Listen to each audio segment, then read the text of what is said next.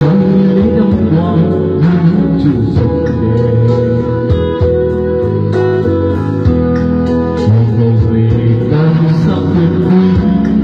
đẹp người một người và lâu nay mãi tên tình ái góp hai đứa chúng ta mãi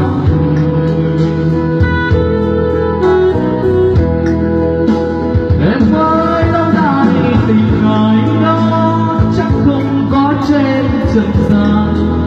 anh đưa em vào bằng tiếng hát chắc đôi cánh như thiên thần